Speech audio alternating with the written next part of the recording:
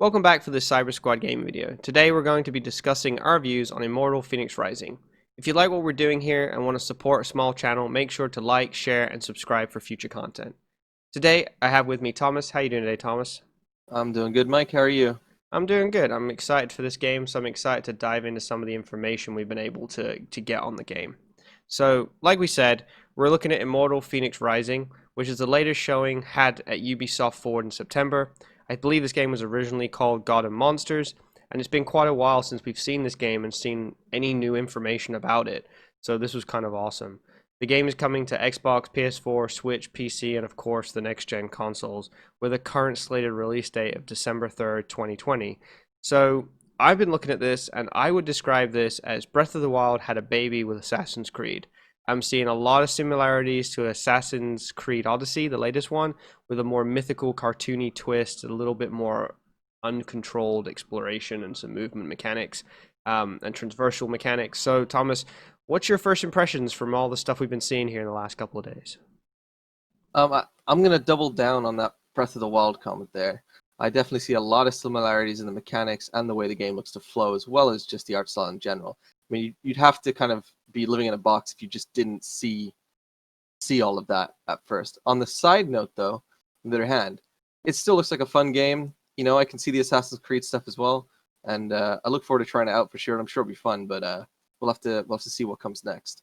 Yeah, for sure. I mean, it looks really interesting and it looks fun. And I think that's the main thing is like, I kind of want to play in this world, this sort of like mythical world. Everything's bigger. It's not quite realism. I really like the look of it. So I went over to the developer's website and they described it as Immortal Fenyx Rising brings grand mythological adventure to life.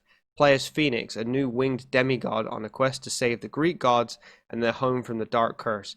Take on the mythological beasts, master the legendary powers of the gods, and defeat the Typhon, the deadliest titan in the Greek mythology, in an epic fight for the ages. So it really sounds like you're going to be powerful because you're a demigod, and then you're going to basically have to fight all these big bosses along the way to kind of just clear areas and regions. Yeah, it seems like there's a lot of stuff to do in general, but once again, I think the whole diving into the whole Titan mythology and the Greek mythology in general could be a weak point here because you can only go so far of what is established, even if it is fantasy in or mythological lore in our own world. So would you have preferred them to take the Greek setting out of it and produce themselves like a whole new lore? Because the game is set in this open world, varying environments. There's an evil fortress in the center of the map, cracking with red smoke, and it has a kind of, this cartoony feel. Do you think they could have stepped away from Greek mythology and just made something original? Personally, I think they should have.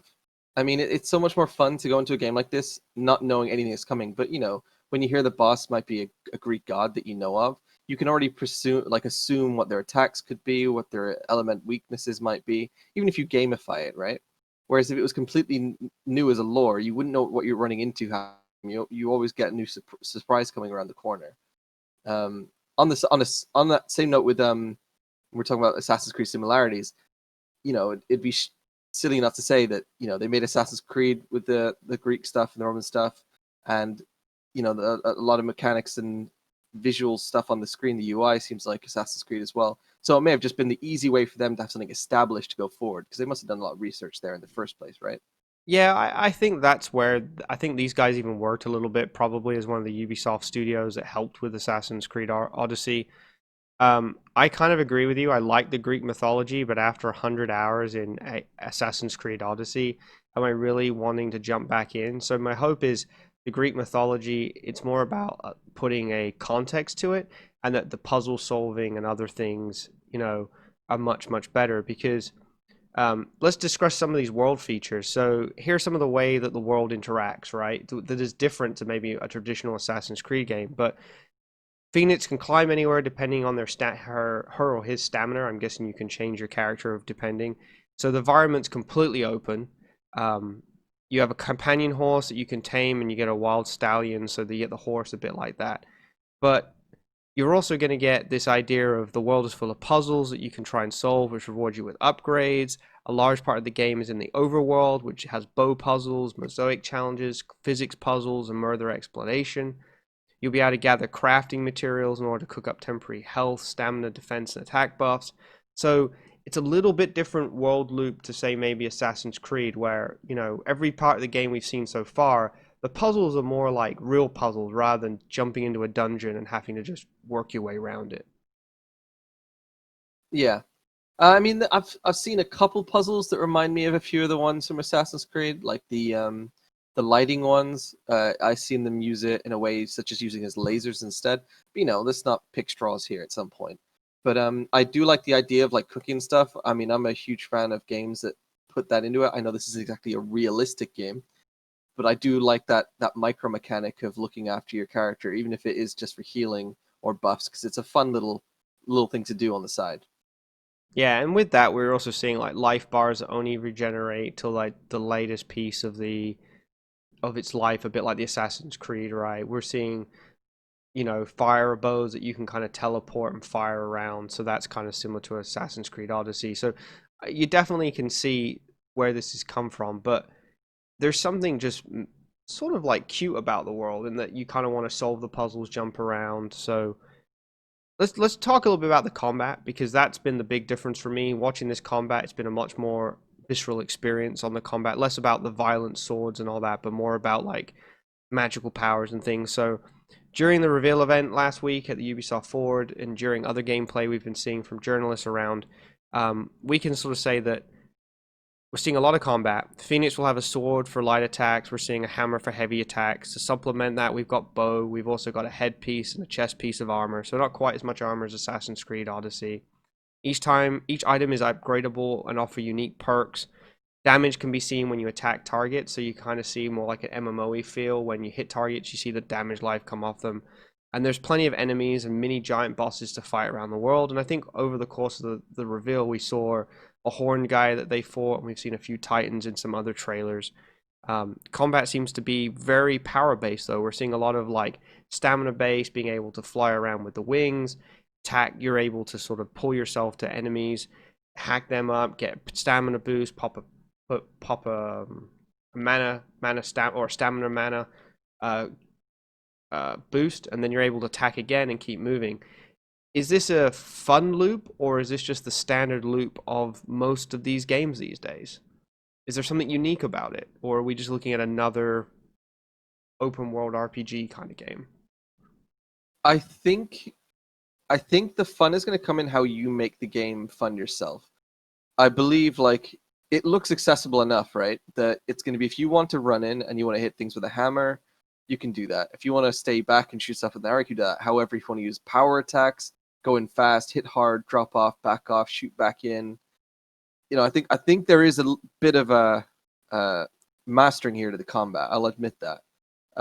Something else that I noticed, besides or part of the combat, is the bosses seem a lot more difficult than you would expect in a game like this. No, hit things 3 times and it dies.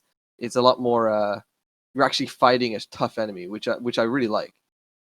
We're seeing a lot more of the big bosses have pretty significant health bars with their own mechanics, and with that, we're kind of seeing this idea of having to wear them down. And I like the fact that they're all so much bigger than you. It's really like you are fighting the Titans, so that's really interesting. The combat to me kind of looks fun. It really sort of grabs that sort of managing your stamina, managing your damage output, managing your potions. It looks like very Assassin's Creed. In the bottom right of most of the screens, you can hit the L button, switch between different moves and abilities. So anyone that's pretty used to chaining all those together, I think this is going to be a similar mechanic. I think I think if it works well, it'll be a very smooth process. Like once you get it, it can be one of those things. Once you get it, you got it, and you kick ass. But until you get it, you're more so just like doing the typical attack, back off, attack with your sword, maybe do one ability. But I think if you get it right, you could probably get tons of chains in, really feel like what they want you to be, which is this demigod, right? Yeah, exactly. I will tell you one thing, right? As we wrap this up, as we've said, this is going to ship December 3rd. So this is a quick turnaround, a quick re-reveal, and a quick release date. I think Gods and Monsters was delayed from February this year, so kind of went away, did a bunch of work, and it's coming back. Um, to me, I think this is going to be a fun game to play at the end of the year after we've had our big, Assassin's Creed, our Call of Duties, our Cyberpunks. This is going way after that in December. I'm looking forward to it. I think this is going to be definitely a fun game to play. So, are you excited for this one? Is this one that's on your buy list, or is this one on your wait for sale list? I think it'll be on my buy list. I want to wait a little longer before I put my stamp on that, but it's currently definitely up there. The only thing I'm trying to decide is whether I want it for my PlayStation or I want it for my Switch. Yeah. Because it's you know it does seem like the type of game you could just pick up your Switch, sit down and play for a bit and take it easy and relax and have a fun game. At the same time, is it going to lose that much fidelity that I want it on the big screen in all its glory, But that's why I like the art style as well. But we'll see. What about you? Maybe xCloud, but I think this is going to be a buy. I think this is going to be get it on the PC and play through this probably. I'll probably stream a lot of it. So for me, December 3rd, I'll be picking this up. As we said before, it's on Xbox, PS4, PC, Switch, next gen consoles. I'll probably play it on my new Xbox Series X. I'm looking forward to it. So thanks everyone for tuning in. Hopefully this has been a lot of information about the game. We've kind of gone through and sort of read a bunch of articles and try to figure out to wrap up the information for you and then give our opinion on how things are going with and what we think about the title. So as always, check us out on our next video.